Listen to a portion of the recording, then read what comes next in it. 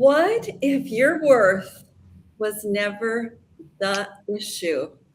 So many highly intelligent women today are struggling in love, and so many high achieving women end up in toxic relationships. Today we're sitting down with one of my favorite people. Karen Tsan is a transformational coach who works with women navigating relationships that no longer fit who they are becoming. Wow, that resonated with me because I've changed my who I am so many times. I don't know how many lives I've lived. So if that resonates with you and you're listening, turn the volume up, smash that subscribe button because we're going deep with transformational coach Karen. Hi, Karen. Hi, it's so nice to see you, Barbara. Yes, well, welcome to Healing Forward. I am so glad you're here, and let's just get into it because you say something that's very, very interesting. You say that women don't need to negotiate their value. Yes. What does that mean? So I see women constantly giving away parts of themselves. We were conditioned as children to always think of others.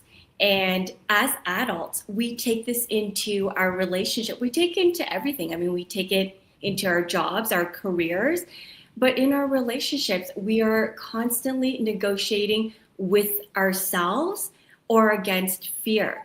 And this is where I see women giving away their power and learning to understand where you're giving away your power is going to be at the core of you taking back that energy. So I just want women to notice when they're playing small, or my favorite, and this is something I've been told my whole life: be the bigger person.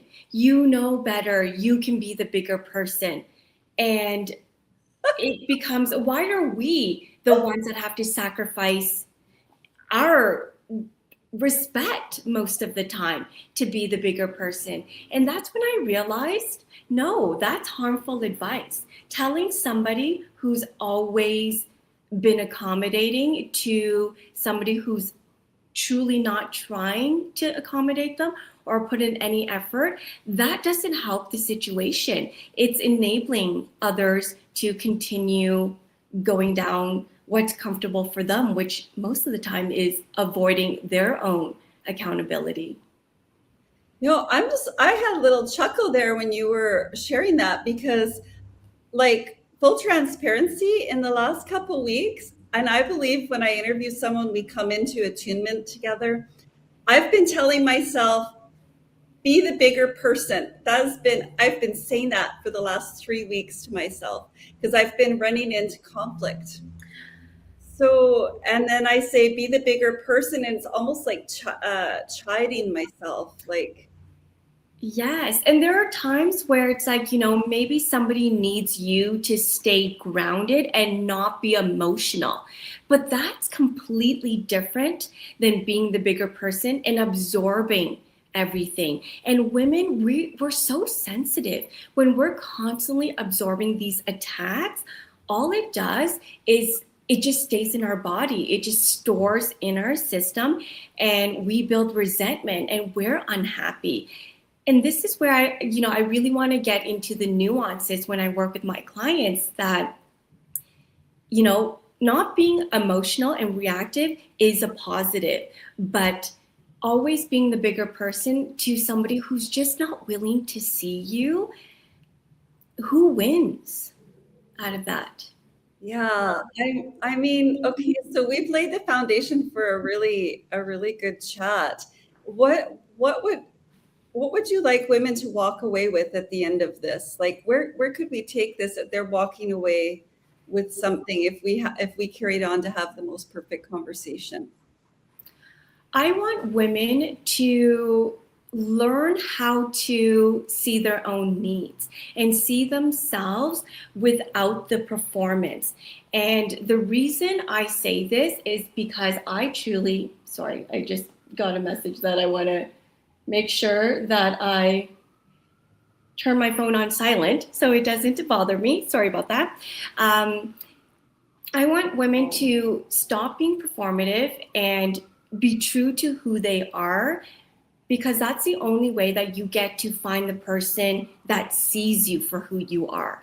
And I so much believe in love and in, soulmates, whether that be friendships or romantic relationships. And the only way somebody can truly meet you where you are is when they can see you for who you are. So, Okay, and that's what we all want. That's what we want. But those high achieving women, all women, and so many women in toxic relationships, or giving away their worth, or just unfulfilled in love, or in single and can't find love, is almost like an epidemic. So we've now set the frame for our talk, like what you want women to actually activate in this, starting with this talk. And then when they also coach with you, this is perfect. So let's back up to, what do you mean by performing when women are performing? Yes. Oh gosh. I mean, there's always a level of performance, but when I say performing, it's playing a role. And it's a role that often we were taught at a younger age. So we don't really know that we're playing this role. And when you say, like, this is what women, like, we all want to kind of find that authentic love, we say we want that. We say we want that, but the work involved to get there means it's going to be uncomfortable. There will be discomfort. And part of the discomfort is admitting when you are being performative, when you are playing this role where it's, you're the one that everybody turns to, you're the nice one. This is one that I think is so common. It's being the reliable one. Like, oh, I'll pick you up from the airport. Oh no, I'll help you, pack up your house. Like, these are all things that are very nice. And, if you have the time and the resources and you're able to, then sure, it's coming from a good place. But often women are doing it so then they can continue being that reliable one, continue being the one that everybody turns to when they need support. And it's something that I like, it was born into us from being very, very young. Before we could even have words to understand what was going on, we were taught to, help mommy do this, and help your brother with cleaning his room. And it's like, I'm an older sister, if I had cleaned my room by myself at his age with nobody's help, why is it that I'm now cleaning my little brother's room? Because he's not capable. And it's and like, we just get so used to this. And that was one of the things. And being an older sister to two brothers, I noticed later in life that, oh my gosh, like, I'm continuing to do this with them even when they're adults. And I'm doing this with, my friendships and my relationships, like clients. Like, it's just like constantly wanting them to need you. And that is, sorry, excuse me, that is the mask. That is the performative role that we were so taught to play at such a young age. Yes, I know you believe, and it is true that it's conditioned into us. It's conditioned into us from early childhood, and even through generations behind us, through the Yes. epigenetics that come down Genetics. from Yes. our mother or our grandmother. Yeah. But it could be the little subtle things, like helping your brother take care of your room, but clean his room. But one thing that's true is, it's not like just focused to our love relationships. It's like what you're saying, it's our friendships, it's our boss at work, it's everyone. And that creates the reality and the satisfaction of our lives. So it's so important that we do the inner work with someone like yourself. And I know you want women to be empowered.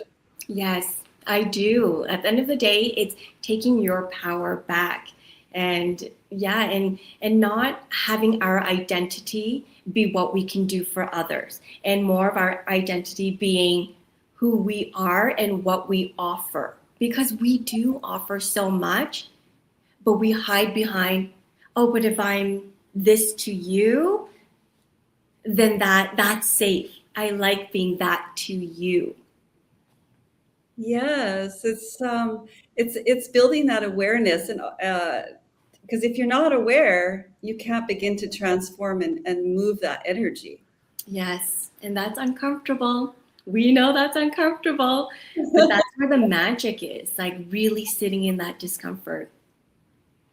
Well, there's so many things that are a part of that. Like there's self-permission, Mm, taking your power back. But you can't take your power back unless you know that you're giving it away, from the tiniest things to the most mega things in the bedroom, in your love relationship. And honest to gosh, I have a friend and he's been telling me for a decade, take your power back, take your power back. And it's like been a process that I've been working on for like the last decade. But then I stop, and then you have to sometimes you fall back into old patterns that are familiar. yes. Mm-hmm. Like, how do we take our power back? What are some things that are really important to talk to, like address, and things maybe you work on it with your clients in terms of building that awareness to I am empowered, and I take my power back and I step into that, and actually doing that in the world in those moments where we're really tested to be small, when we want to be big. Yes, when we want to say something but we don't say it. What I always encourage women to do, and this is my favorite, say no to anything. Literally anything. What do you like? Do you want to eat this tonight? No, I don't. I don't want to eat that. You mean like a 2-year-old? Yes, right? Just like, oh my gosh. And this is where the conditioning starts. Like, clean your room. No. And it's like you get in trouble. Like, eat your broccoli. No. And you get in trouble. So you do it. And that's where the conditioning starts. But yes, just go back to that 2-year-old. And every time somebody says something, just say no. And you get used to it. You build that tolerance. You start to feel comfortable saying no, and not doing a no, I can't because like I have to go do this for other people. Like, how often are we going to agree to something when it takes away from us, but we'll say no, we'll make an excuse if we're helping somebody else. Like, we're so, like, that's where it's like, just no, just whatever it is. Do you want to watch this show? No. That's why it's so fun to talk to you, because it's just so fun and we can have fun saying no. I mean, if like, okay, first of all, let's get clear. We can't be in our power, and correct me if I'm wrong, if we can't say no. And we can't, and that's a boundary. That's a boundary. It Who, is. who are the women that can't say no? The people pleasers, which so many of us are, the victim women, the women who are just in this victim mindset. It's just the women who were always conditioned to be nice and play that nice girl routine, that image. It's just that, oh gosh, I find the nice girl.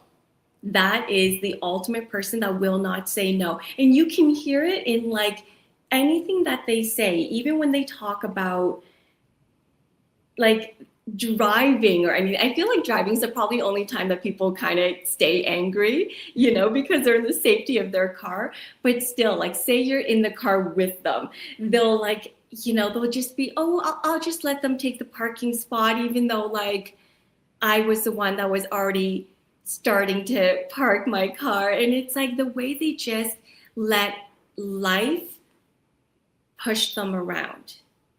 And it's so exhausting and depleting.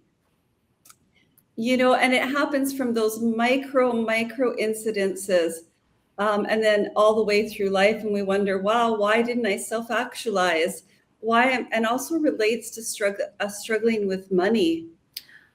Yes. So money, what I've come to realize working with women, money is a father wound.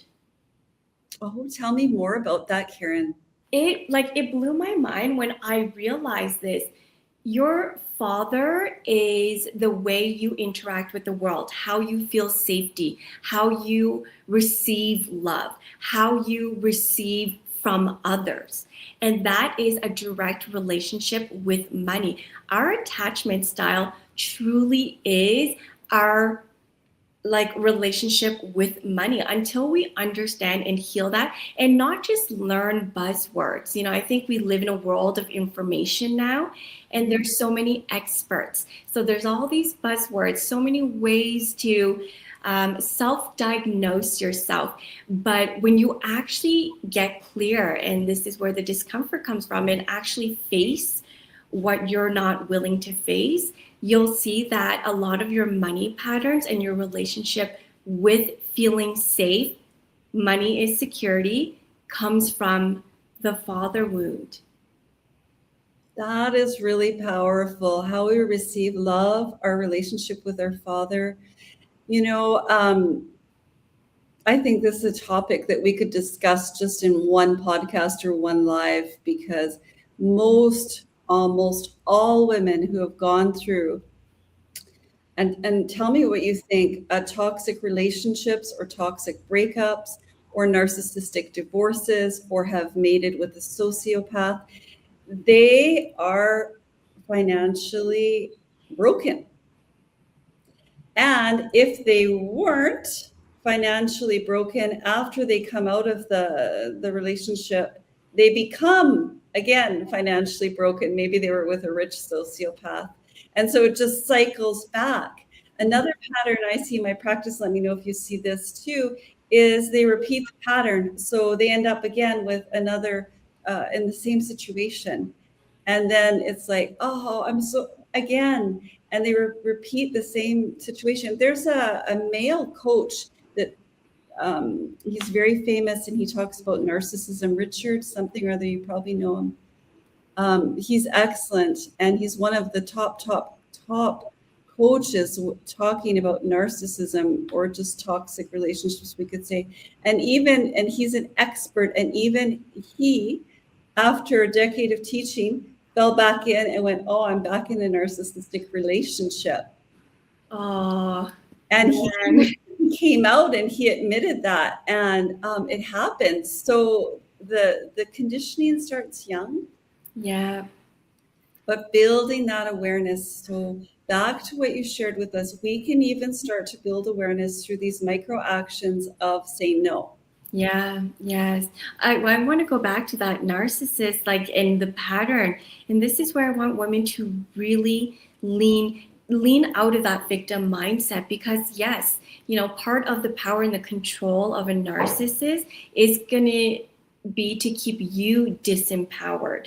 And money is such a great way to keep people reliant on them, stuck on them. It's just a way of control. And people who are already feeling like they can't stand on their own 2 feet, that is the easiest kind of peg to knock out from under them. And that's why I find women really do get stuck in that cycle of, whether it be a narcissist partner or just money troubles. It's just not, it's staying in that victim mindset and feeling like everything is outside of me.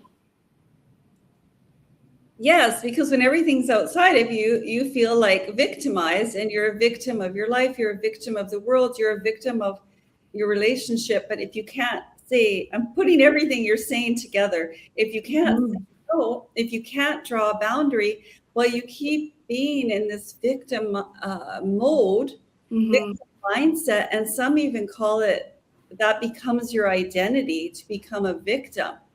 Yeah, it really does. And you're waiting until the narcissist leaves you when you know you're not happy in that relationship.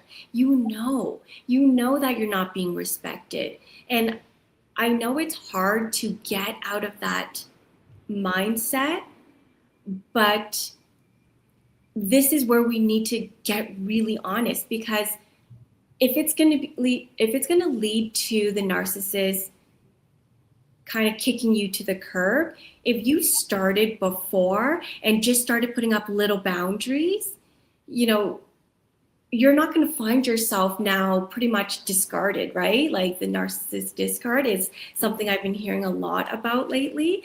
And it's like you wouldn't be in that position had you said earlier, when you knew things were going to head this way, you knew it. So you waited until it happened, and then you're like, oh no, it happened to me. Because you couldn't step into your power and you couldn't take your power up. Mm-hmm. I mean, it's not as easy as it looks, because it is a process of learning how to do this. If anyone listening, if this is resonating with you, put some comments down, like and subscribe, because this is an epidemic. There are so many women that are struggling with this. Back to what Karen's saying about these micro moments. If you have trouble going to the store and saying no when they offer you an extra add-on or an extra, gravy with your fries, that's a sign. That just popped into my head, Karen. But it's like, no, I want this. No, I want that. No, I don't want this. I used to be really, really good at that. And then you can fall back into these old patterns. So I think what you've done, you've set a really good invitation to like take these little action steps and practice saying no on the tiniest little things today at the store, at 7-Eleven. Yeah. So with a stranger. Exactly, with a stranger. And it's just the practice of standing in that. And you'll see people really don't get offended. One of the things that one of my clients said to me, and I laughed because I'm like guilty. And I've seen my mother do it too, right? Like we learn all of these, like learned helplessness. But it's like when you go to buy something and the price is different from what this sticker or the section that it was in, and you're so embarrassed that you don't want to make a fuss about it or whatever the case is. And I remember seeing my mom do it and kind of feeling angry for her, but it had happened so much that I just kind of like did it myself. Like when I was in the hot seat, it's like, oh, I thought it was going to be this price, but I'll just take it at whatever price. Like I don't want to inconvenience the cashier. It's so hilarious. It's so true. And you're just giving away your power, and you're giving away your power. And then at the end of the day, and at the end of the decade, you never had any of your own personal power. Mm-hmm. Yeah. So what do you say, Karen, to women who've been in these type of relationships, back to narcissism, and they knew, like you said, you knew you weren't happy, you knew you had to leave, and they say, oh, like, it took me so long to leave. It took me so long. I wish I would have left earlier. It's something I often hear. How can women actually activate stepping into their power so they don't have to wait years to leave? I can't leave. I can't leave because of the finances, because of my children, because of this, and that are experiencing that victim. They feel like a victim, learned helplessness. These are things, I relate to because I've gone through it. And so what do you say to those women that it's like they need to shift into their own power to make change? I've been there too. Like everything I'm saying, it's not because I'm judging other people or I'm just standing there going, you need to be a different person. Like I'm saying all of this because this was my journey too. And it was something I had to overcome. And the thing I want women to truly consider is who they're getting advice from. Oh, would you tell me more about that? What do you mean by that? When I think of the moment where I kind of like made that switch, and for me, like I'm I'm an older sister, so I feel like I'm just like hyper independent. So I can like switch quickly, and I thought it was, a positive, but I now have learned that this is actually a survival mechanism that maybe not as positive as I had. It was an armor, so that's what I'll call it. But it's who you get advice from. So when you're going through life, we naturally turn to the same people for advice. We turn to our friends, perhaps our parents, just like people that we consider these like, I'm going to call them like the mentors that you like default mentors. So they're not people you picked. They're people that were very by default. They were proximity. My mother's a person I call when I need to figure out how to make a chicken. So I'm going to call her, ask her what I need to do about my marriage. And this is natural for us. But actually thinking about who you're getting advice from is so crucial, because somebody who may not have learned to step into their power will say something like, oh, sweetheart, just, let it go. Try to make it work. Don't make a fuss about this. Like, they're going to give you advice that's just going to like dull the experience. And that's not going to help somebody who's seeking help, who really is feeling torn and tormented, because that feeling, it sucks.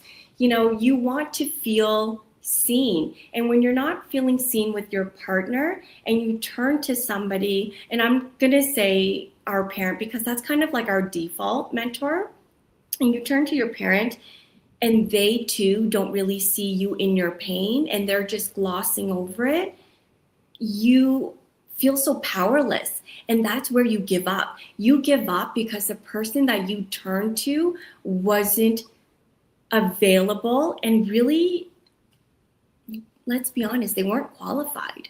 Like, we're going to turn to, I look at my mother, and this is not to shame my mother at all, but like, she did not have a good, healthy marriage.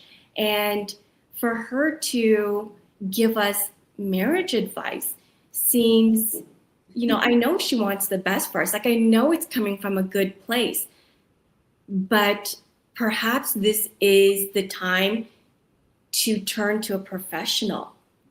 And that professional could be, it could be somebody just with a good marriage, like, which is, that one's tough because you don't know what goes on behind closed doors. So this is where, I do think turning to like a therapist, a coach, even a divorce lawyer, right? They're going to be the ones to kind of say, okay, emotions aside, let's look at the logistics. Like, maybe that's what you need. Maybe having a conversation with a divorce lawyer and then realizing, hey, like, my marriage isn't that bad, but having that conversation with somebody who's seen it in others, that's going to be more helpful than calling your best friend that, because you've known her since kindergarten. I'm not saying she's not a good friend to like vent to, but where's her experience coming from?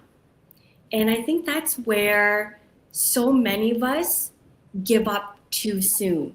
We're looking for advice and we're taking the first thing that comes to us and not qualifying the person or the advice that they're offering. Yeah, I really like where this is going, because the lens through which we look through is going to lead us to a different place. So in making that investment and saying, I am going to invest in myself in terms of a transformational coach like Karen, or a therapist that this is their focus, rather than mom or these, you call them default Mentors. default mentors, which is really, really great.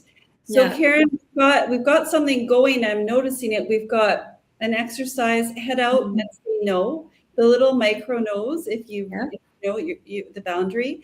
And the second piece of advice that you've given to women is to really notice who they're turning to for help. And you want to be with someone that's non-judgmental and that can come from a place, I think, of an unconditional positive regard. And you're all of that. What else can we give to women to get them on the road to stepping in their power. You want them to be empowered. These women who, you know, they're victims, and this victim identity is alive and thriving. Can we say to them? Yeah. Another thing I will add is don't be afraid to be challenged, right? That's what these professionals do. That's what your therapist and that's what your coach is going to do. They're not going to just agree and sit and wallow in your pain with you. They're going to challenge you and they're going to say, well, like, why didn't you say something when you didn't want to do that? Like, why did you agree to whatever the case is? And they're not always going to just be like, oh, I totally get it, right? Like when we're in our pain, we want people to see us, but we want people to see our pain, not just, oh, I get it. I've been there too. It happened to me too. Like now we're just like piling on like all of this like sob stories and we're just going to hold hands and cry. Like that's not going to help us really look at our situation and ask ourselves like, like why? Like, how did I get here? Like, how did I get in this position where I'm now being, financially abused? I'm now feeling like my back's up against the wall. I'm feeling hopeless. I'm feeling all of these negative feelings. Like, I didn't get here just because that person was a bad person. Like, what was my role in this? And being able to challenge ourselves with compassion, that's going to be important.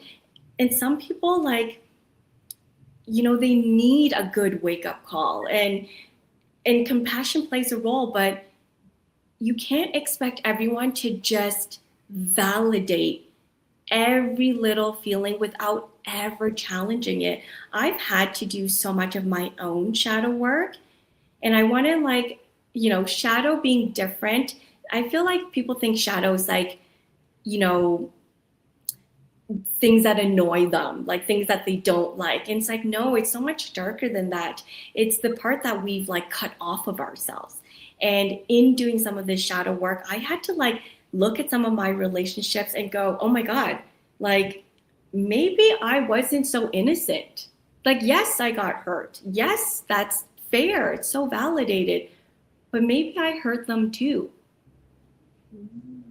Wow. And just like sitting with that. And when I did that and I looked at some of my past and I went, oh, ouch, like, where can I ask for forgiveness? Because sometimes it takes two to tango. That's a hard one to digest when you have to start, acknowledging the role that you played. Um, but how does that help you sticking to your theme of stepping into your power? It helps you have the compassion for the need that you would not face. And compassion is truly where we get to heal.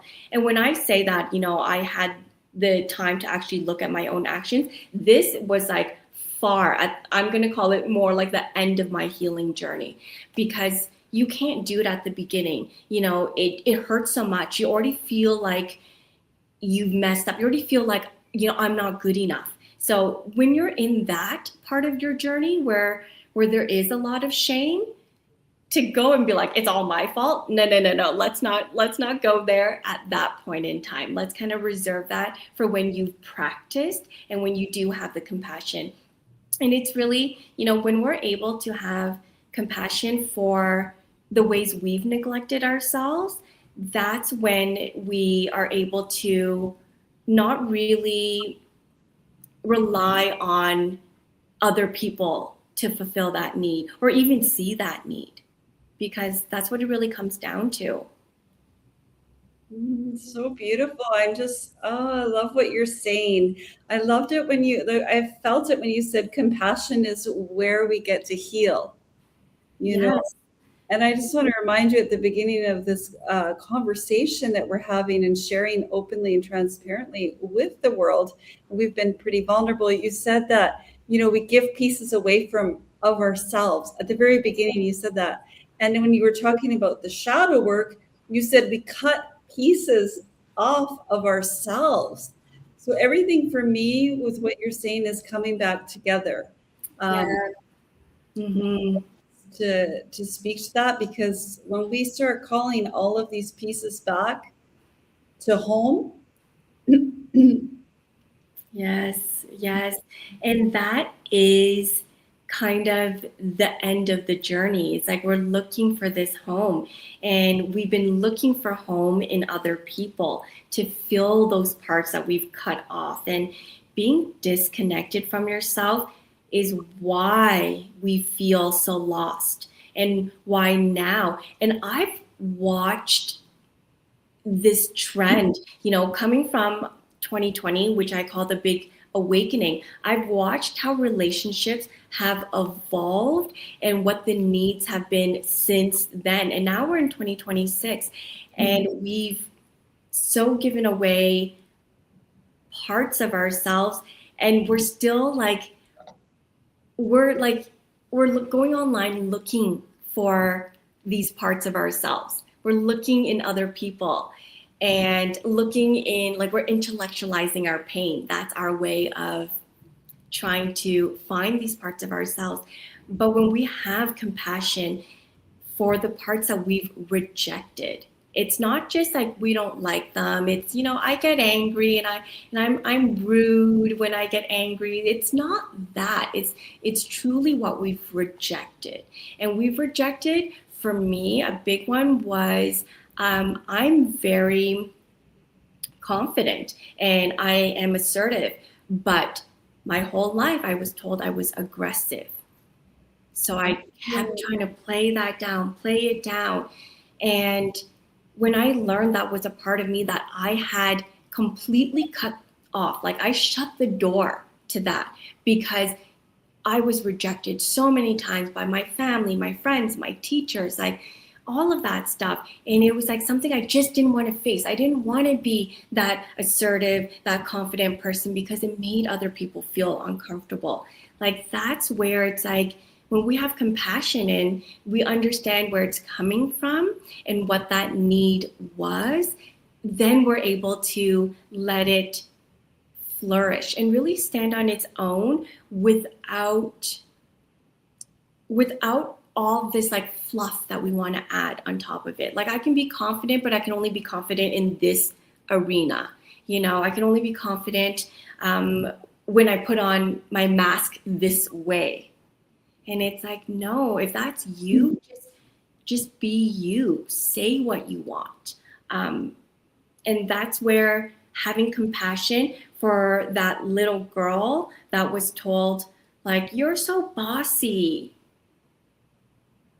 And then you're like, oh, that's why I'm so afraid. Because I don't want, the internet, the whole world to be like, wow, that girl, she's so mean. That's true. So I hear you putting a call out there to step into being unapologetically confident. Yes. We need our confidence With that compassion to that inner child, that little girl. Like, being confident without compassion, that comes off arrogant. That comes off like judgy. That comes off mean. But when we're compassionate to that little girl who was told not to, be so bold in her appearance, in her funny outfits, her bold outfits, or whatever the case may be, like, when we're compassionate to her, our confidence comes from a place of wholeness versus being just mean. Yeah. Okay.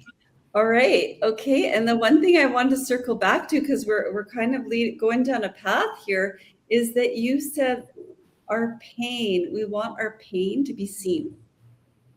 So we've got, compassion for that little girl, confidence, and then to allow our pain to be seen. How does that serve women looking to step into their power and reclaim their authority Yes.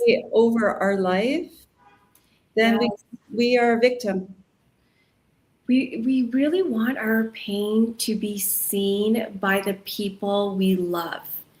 And that might not always happen. Unfortunately, not. And For that doesn't, right? And it doesn't mean that our pain wasn't real or it doesn't belong here. We should shut it down, make it be quiet, make it go away. I think it just means, where can we see our pain and we can acknowledge it? Because waiting for someone else to see your pain, like, we can't do that. We can't go through life hoping. And with a professional, this is where you can and should. If your professional is not seeing your pain, that's going to be really damaging. And that could be a very big clue on, like, if they're the right fit for this specific type of pain, right? We all have different types of pain. But it's when we acknowledge that, yes, I can be in pain without somebody else validating it, then that kind of allows that pain to actually move through your body. Our bodies are so magical. I mean, first of all, we make life. Like, that's already magic by itself. But our body can repair itself if you're able to listen to your body. One of my favorite books, The Body Keeps the Score. It's just so well known. Anybody kind of in that trauma space will generally have heard of it. And our body will tell us when something's wrong, but also our body wants to, like, feel it and let it go too. It doesn't want to hold on to it. That's like the boom moment for me. It's like our bodies want us to let it go, and we can actually feel Yes. when it leaves or when we've processed it. And it's like, for me, it's like it just goes out a window, Yeah. and so It really, like, when you get to process your pain, you actually get to cry it and let it out of your body. Like, it truly, like, lifts your body. And I think of it like your cells getting a little bit of a bath. Like, they just get a little bit cleaned out, and then you're like, oh, like, nothing's changed physically, but, like, you just kind of feel like a little bit of a scrub happened inside. yeah, I mean, that's so helpful, because sometimes I ask people I interview, I say, well, when do you know? When do you know when it's working? When do you know when clients are going to feel a shift? Are they going to get something in their first session? Are they going to get something after a year of working with Karen? So when do you know? But generally, that bath is really beautiful metaphor, and you feel lighter, and then you can keep moving forward and healing forward. Yes, healing forward. And then when you think back to that same pain, you can look at it from the outside, and you're not looking at it from being trapped in the pain. You're now on the outside looking at your pain going, that hurt. Of course it hurt. Like, oh my gosh, did it ever hurt? And you're looking at it going, wow, I had to feel that pain. Like, and you're just able to, like, pull yourself out of it and go, I had to go through that. Like, man, that was not easy. And that's when you start to heal from the pain, because you're no longer drowning in it. You're just able to accept that it did hurt. Like, it hurts. That's why we, like, shove it down so far, is because it hurts so much. But when we need to heal, it's moving forward out of that pain. Oh my gosh, exactly. And then you can call on that compassion, and that's like the gas to move forward. Oh my, it's so beautiful. I could literally love to just talk about this all day with you. We should do a live where we have Yes. Q&A. And we spend, have you ever, and we do like 3 hours for women because it goes on and on and on. But my intuitive nudge right now, if you're listening, if you can imagine yourself in a space where with Karen, where she's holding the space for you to see your own pain, and she's there with you, and she sees your pain too, then you know that Karen might be actually a really good fit to be your coach and support you as you come to these new awarenesses and begin wherever you are in your healing journey. Karen, I'm going to open it up to you to invite women to actually activate and engage with your practice, because I know that, I know you bring fun to it. I know that you can deeply, deeply hold a space for these type of conversations, and the processes that you do, that you offer in your coaching practice are powerful. And so what do you want to say to women listening that want to step into their power? I want to encourage women that are listening to, money aside, I think money is such a big excuse that we put as a way for us to prolong and push back our healing. And I want you to really think about what's important to you and just have a conversation. Having a conversation won't hurt. And what you really want to do is have conversations until you feel that resonance. And when you feel that resonance, you will know where to kind of lean into. So I encourage people to, if they're just feeling confused, like just a little bit confused, like I could use somebody to talk about one tiny little thing, have a conversation, just reach out and book the call, because you will know if you're feeling forced to do something that you're not ready for. You will know. And you will know when you meet somebody and you're like, I can speak to that person. And I think a lot of us are scared that, I know when I first started healing, I was scared that, oh, well, I don't need that kind of help. Like, my problem is like so small. Like, I'm just trying to get over like this one tiny little fear. I'll share a little bit more context. I started my healing right when I just got engaged. It kind of just happened on its own. I was trying to find the right person, and then I had gone engaged. And that was the conversation I brought into meeting with people. And I said, yeah, I'm engaged. And, I just like, I feel like I have some things to work on. And some of them kind of like just leaned one way or the other. And then one person asked, well, how did you feel like during that moment? And I was like, well, it's like the best moment of my life, And they're like, how did you feel? And that's when I was like, I couldn't feel anything. I was scared. I didn't even have a voice. I felt like I was trapped in a glass box, to be honest. And it was like, boom, right there. And that was when I realized that, we downplay our problems because we were taught to downplay our problems. But bring that into a conversation and just see where it lands. Because you never know. And like, we always try to, like, we want to know everything. Well, what do you offer? And what's it going to look like? And no, bring the problem into the conversation and start there. I love it. That's an amazing place to begin, and an amazing moment to pause our conversation until your next time you join us on Healing Forward.